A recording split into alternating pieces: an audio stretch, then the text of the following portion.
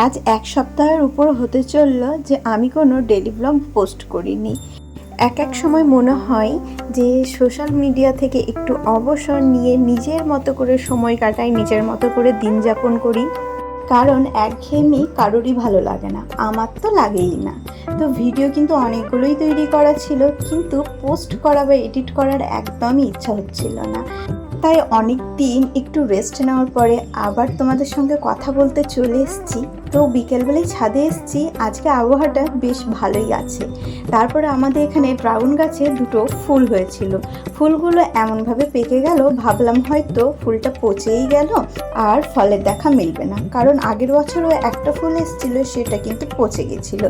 তো যথারীতি দেখছি যে না, ফুলটা পচে গেলেও গোড়া থেকে কিন্তু ফল ধরে গেছে।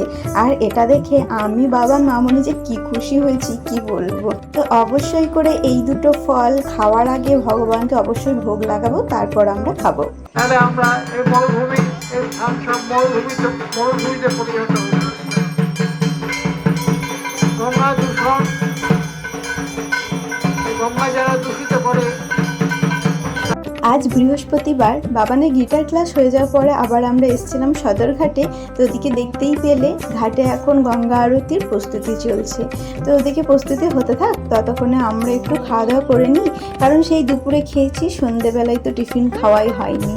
তার জন্য এখানে আমরা গিটারটাকে রেখে দিয়েছি আর এই দোকান থেকে না গরম গরম পরোটা খেয়ে নিচ্ছি। খুব সুন্দর পরোটা বানাই, তো বাবান আমার সমান তিনজনেরই খুব পছন্দ। তো তেল দিয়েও বানিয়ে দেয়, আবার তেল ছাড়া। তো আমরা বলি যে তেল ছাড়া বানিয়ে দিতে।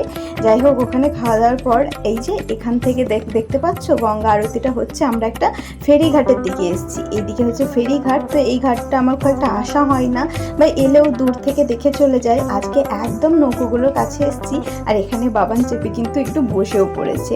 আমরাও একটু বসে গল্প টল্প করলাম। আর সন্ধ্যের দিকে যে এত সুন্দর হাওয়া বয়, গঙ্গার ধারে এসে বসলেই কিন্তু মন প্রাণ সবটাই জুড়িয়ে যায়। ওই যে নৌকোগুলো একে একে ছেড়ে দিচ্ছে, আমরা এখানে কিছুটা সময় কাটাবো, তারপরে কিন্তু বাড়ি পথে রওনা দেবো।